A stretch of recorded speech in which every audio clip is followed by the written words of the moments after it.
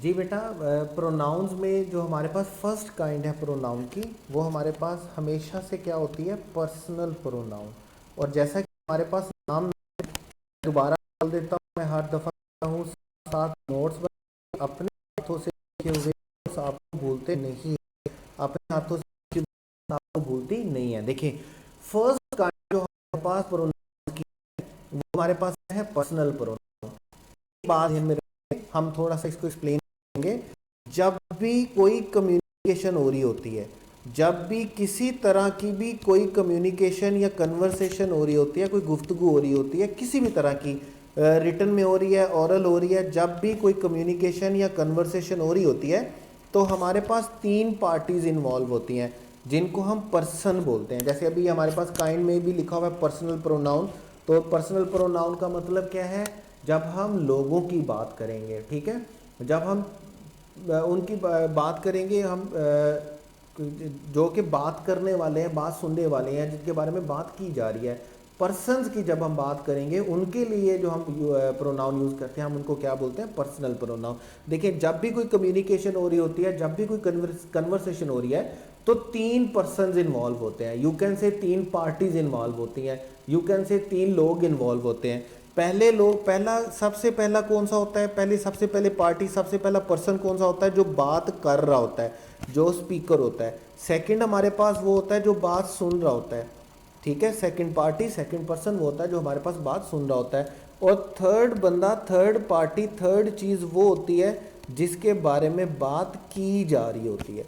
About home something is said और something is told, जिसके बारे में कुछ कहा जा रहा हो, जिसके बारे में कुछ कहा जा रहा हो, या जिसके बारे में बात की जा रही हो। लाइक अभी देखिए, मैं बोल रहा हूँ, आप सब लोग सुन रहे हैं, तो मैं फर्स्ट पर्सन हूँ, यानी कि मैं स्पीकर हूँ, आप सेकंड पर्सन हो, मतलब आप लिसनर हो। और अगर हम इंग्लिश ग्रामर के बारे में बात कर रहे हैं तो इंग्लिश ग्रामर थर्ड पर्सन है, इंग्लिश ग्रामर के बारे में बात हो रही है। अभी अगर ऐसा हो कि हम मौसम के बारे में बात करना शुरू करें, सियासत के बारे में बात करना शुरू करें, या किसी थर्ड पर्सन के बंदे के बारे में बात करना शुरू करें, बात करने वाला जो होता है वो स्पीकर होता है, सुनने वाला लिसनर, और जिसके बारे में बात करें थर्ड पर्सन होता है। इंग्लिश में हम इसको स्पीकर, लिसनर के नाम से नहीं जानते हैं। इंग्लिश में हम इसको किसके नाम से जानते हैं, इंग्लिश में हम इसको जानते हैं फर्स्ट पर्सन, ठीक है, और दूसरा लिसनर को हम किस नाम से जानते हैं, सेकंड पर्सन, और जिसके बारे में कुछ भी बात की जा रही होती है हम उसको बेटे किस नाम से जानते हैं, थर्ड पर्सन। तो एक बात तो आप जहन में बिठा लें कि अब के बाद हम स्पीकर, लिसनर नहीं बोलेंगे, अब के बाद हम क्या बोलेंगे, फर्स्ट पर्सन, सेकंड पर्सन और थर्ड पर्सन। फर्स्ट पर्सन का मतलब बात करने वाला, सेकंड पर्सन मतलब बात सुनने वाला, और थर्ड पर्सन जिसके बारे में बात की जा रही हो। कोई भी हो सकता है, कोई चीज़ भी हो सकती है, कोई पर्सन भी हो सकता है। अब देखिए, जब हम फर्स्ट पर्सन की बेटे बात करते हैं तो फर्स्ट पर्सन हम बोलते हैं स्पीकर को। तो डेफिनेटली स्पीकर जो है वो कोई इनह्यूमन चीज़ तो हो नहीं सकती है, मतलब कोई लाइफलेस थिंग तो हो नहीं सकती है, बात डेफिनेटली कोई ह्यूमन बीइंग ही करेगा। इसी तरह जो सुनने वाला है, कोई नॉन ह्यूमन थिंग, कोई इनएनिमेट थिंग जो है वो बात सुन तो सकती नहीं है, इसका मतलब बात सुनने वाला भी कोई पर्सन ही होगा। हाँ, जिसके बारे में बात की जा रही है वो ह्यूमन बीइंग भी हो सकता है, वो पर्सन हो सकता है, या वो कोई इनएनिमेट थिंग हो सकती है, कोई लाइफलेस थिंग हो सकती है। ये तीन बातें आपने याद रखनी है। पर्सनल प्रोनाउन में तीन चीज़ें हमने देखनी है। पहली चीज़, जो बात करने वाला है उसको हम इंग्लिश में, इंग्लिश लैंग्वेज में क्या बोलेंगे, फर्स्ट पर्सन। जो बात सुनने वाला है उसको हम अब से आगे क्या बोलेंगे, सेकंड पर्सन। और जिसके बारे में बात की जा रही है इसके बाद आइंदा से हम उसको क्या बोलेंगे, थर्ड पर्सन। ये पहली तीन बातें आपने याद रखनी है, फर्स्ट पर्सन, सेकंड पर्सन और थर्ड पर्सन। उसके बाद बेटे देखिए, तीन केस आपने याद रखने हैं। पहला केस हमारे पास कौन सा है, सब्जेक्टिव केस। जब हम किसी भी नाउन को किसके तौर पर, किसी भी प्रोनाउन को किसके तौर पर यूज़ कर रहे होंगे, सब्जेक्ट के तौर पे, तो हम उसका कौन सा केस लिखेंगे, सब्जेक्टिव केस। उसके बाद हम सेकंड केस हमारे पास क्या होता है बेटे, ऑब्जेक्टिव केस। जब भी हम किसी नाउन या प्रोनाउन को किसके तौर पे यूज़ कर रहे होंगे, ऑब्जेक्ट के तौर पे। और तीसरा केस हमारे पास बेटे कौन सा होता है, पोजेसिव केस। पोजेसिव केस का मतलब क्या है, मैं टेबल पे जाने से पहले, चार्ट पे जाने से पहले आपको ये टेक्निकल चीज़ें इसलिए समझा रहा हूँ ताकि आपको इस बात का पता हो, जब हम टेबल कर रहे हो हम वन बाई वन करके अलग-अलग से टेबल देखेंगे, ताकि हमें क्लियर हो कि क्या क्या पॉसिबिलिटीज़ हैं, क्या क्या ऑप्शन हैं, कौन कौन से वर्ड्स हमारे पास यूज़ हो सकते हैं। ठीक हो गया। सब्जेक्टिव केस होता है जब हम किसी को किसके तौर पर यूज़ करेंगे, एज अ सब्जेक्ट यूज़ करेंगे। ठीक है, लाइक अभी अगर मैं कोई सेंटेंस आसान सा लिखता हूँ, मैं बोलता हूँ जॉन किल्ड एंजेलिना, लाइक इसमें जॉन जो है हमारे पास वो क्या है, सब्जेक्ट है, और एंजेलिना हमारे पास क्या है, ऑब्जेक्ट है। अब भी अगर इसी सेंटेंस को मैं कुछ यूँ लिख दूँ, एंजेलिना किल्ड जॉन, इसमें अभी एंजेलिना हमारे पास क्या बनी, सब्जेक्ट, और जॉन हमारे पास क्या बना, ऑब्जेक्ट। अब जॉन सब्जेक्ट में भी जॉन है और जॉन ऑब्जेक्ट में भी जॉन है। ये नाम की सूरत में तो हो सकता है, लेकिन प्रोनाउन की सूरत में ये पॉसिबल नहीं है। लाइक अभी अगर देखें, अगर ये मैं सेंटेंस लिखता हूँ, he killed she, is it possible? या मैं सेंटेंस लिखता हूँ शी किल्ड ही, ये दोनों ही सेंटेंस पॉसिबल नहीं है। ही भी सब्जेक्टिव केस है, शी भी सब्जेक्टिव केस है, दोनों को सेंटेंस में सब्जेक्ट के तौर पर यूज़ किया गया है। यहाँ पर तो दोनों का यूजेज बिल्कुल ठीक है, लेकिन शी ऑब्जेक्टिव केस नहीं है, ही ऑब्जेक्टिव केस नहीं है। इसको ऑब्जेक्ट बनाने के लिए मुझे हर लिखना होता है, और इसको बनाने के लिए मुझे क्या लिखना होगा, हिम लिखना होगा। मुझे ये देखना है कि मैं सेंटेंस में इसको किसके तौर पे लिख रहा हूँ। अगर मैं सब्जेक्ट के तौर पे लिख रहा हूँ तो मुझे सब्जेक्टिव केस लिखना है, अगर मैं ऑब्जेक्ट के तौर पे लिख रहा हूँ तो मुझे ऑब्जेक्टिव केस लिखना है। और अगर मैं पोजेशन के लिए लिख रहा हूँ, डेफिनेटली अगर मैं ही की कोई चीज़, किसी चीज़ पर पोजेशन शो कर रहा हूँ, तो मैं उसको एपोस्ट्रोफी एस के साथ बिल्कुल नहीं लिखूंगा, बल्कि मुझे उसके साथ के लिए कौन सा वर्ड यूज़ करना होगा, हिज का। अगर मैं शी की पोजेशन किसी चीज़ पर यूज़ कर रहा हूँ तो मैं उसके साथ एपोस्ट्रोफी एस नहीं लिखूंगा, बल्कि मैं उसके लिए एक सब्स्टिट्यूट वर्ड यूज़ करूँगा, डैट इज़ हर।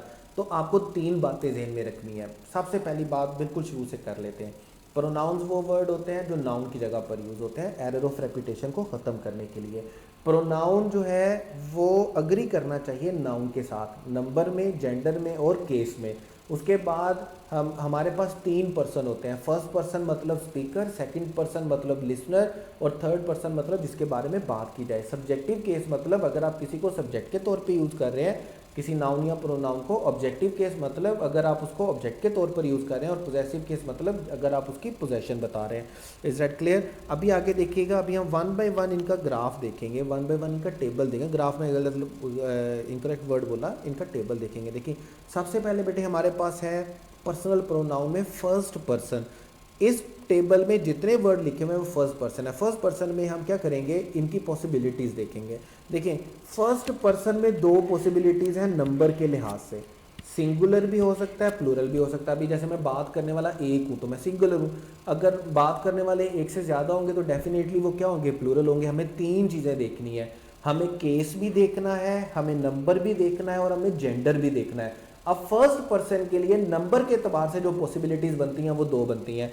ये पहली पॉसिबिलिटी डेफिनेटली क्या बनती है कि वो सिंगुलर हो सकता है, सेकंड पॉसिबिलिटी वो क्या बनती है कि वो प्लूरल हो सकता है।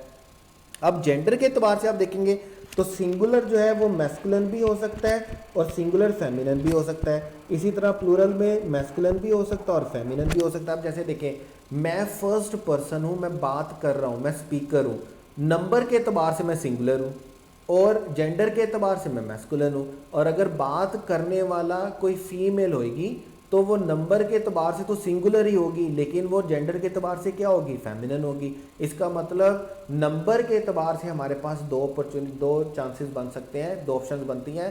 बात करने वाला या तो सिंगुलर होगा या प्लूरल होगा, ये नंबर के एतबार से बन गई।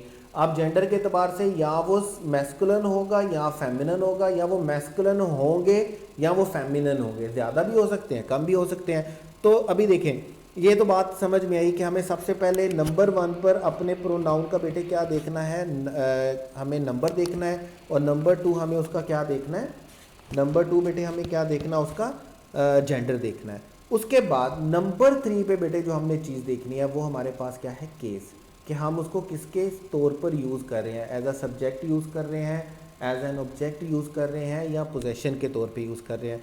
अगर हम फर्स्ट पर्सन को मैस्कुलिन या फेमिनिन दोनों सूरतों में सब्जेक्ट के तौर पे यूज़ कर रहे हैं तो हमें कौन सा वर्ड लिखना है, आई का। अगर हम उसको प्लूरल के तौर पर यूज़ कर रहे हैं तो फिर हमें कौन सा वर्ड लिखना है, वी का। ठीक है, ये किस सूरत में होगा, अगर हम उसको किसके तौर पे यूज़ कर रहे होंगे सेंटेंस में, सब्जेक्ट के तौर पे यूज़ कर रहे होंगे उसका सब्जेक्टिव केस। और अगर हम उनको ऑब्जेक्ट के तौर पर यूज़ कर रहे हैं तो आई की सूरत में ऑब्जेक्टिव केस क्या होंगे, मी, और वी की सूरत में ऑब्जेक्टिव केस क्या होंगे, अस। और ये कब होगा, जब हम उनका कौन सा केस बेटे लिख रहे होंगे, ऑब्जेक्टिव केस। उसके बाद पोजेसिव केस में हमारे पास क्या होगा, पोजेसिव केस दो होते हैं, याद रखिएगा, एक पोजेसिव प्रोनाउन होते हैं और एक पोजेसिव एडजेक्टिव होते हैं। बड़ा सिंपल है, अगर आप ये देखना चाहें ऑब्जेक्टिव कौन से हैं, प्रोनाउन कौन से हैं, तो आपने किसी भी नाउन से पहले प्रोनाउन यूज़ करना है, ठीक है। अब देखिए, माइन मैन तो कभी भी नहीं हो सकता, या माइन बुक कभी भी नहीं हो सकता, बल्कि क्या होगा, माई बुक होगा और माई पेन होगा, ठीक है। इसका मतलब माई का वर्ड एडजेक्टिव है और माइन क्या है, प्रोनाउन।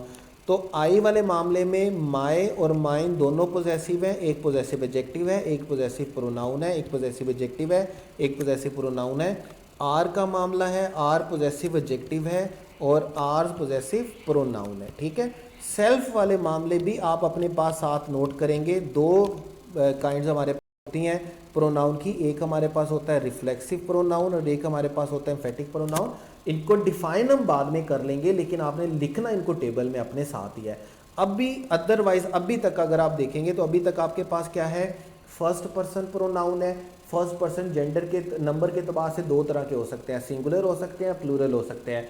सिंगुलर में मैस्कुलिन भी हो सकता है, फेमिनिन भी हो सकता है, प्लूरल में मैस्कुलिन भी हो सकता है, फेमिनिन भी हो सकता है। सब्जेक्ट के अतबार से दो प्रोनाउन होते हैं फर्स्ट पर्सन में, या तो आई होगा या वी होगा। ऑब्जेक्टिव केस में जब हम इनको ऑब्जेक्ट के तौर पर यूज़ करेंगे तो ये आई का क्या बनेगा, मी, और वी का क्या बनेगा, अस। और पोजेसिव में पोजेसिव एडजेक्टिव भी होते हैं, पोजेसिव प्रोनाउन भी होते हैं। एडजेक्टिव क्या होंगे, माय और आर होंगे, और प्रोनाउन हमारे पास क्या होंगे, पोजेसिव प्रोनाउन क्या होंगे, आर्स होगा और माइन होगा। रिफ्लेक्सिव में माय का केस माई सेल्फ होता है और आर की सूरत में आर सेल्व्स होता है। रिफ्लेक्सिव और इम्फेटिक दो काइंड हैं, इनको हम डिस्क्राइब बाद में करेंगे, डिफाइन बाद में करेंगे। अभी फ़िलहाल के लिए आपने इनको अपने पास इसी टेबल में लिख लेना है ताकि हम इसको इकट्ठा लिख सकें और आपके पास इकट्ठा टेबल बन जाए, ठीक है। उसके बाद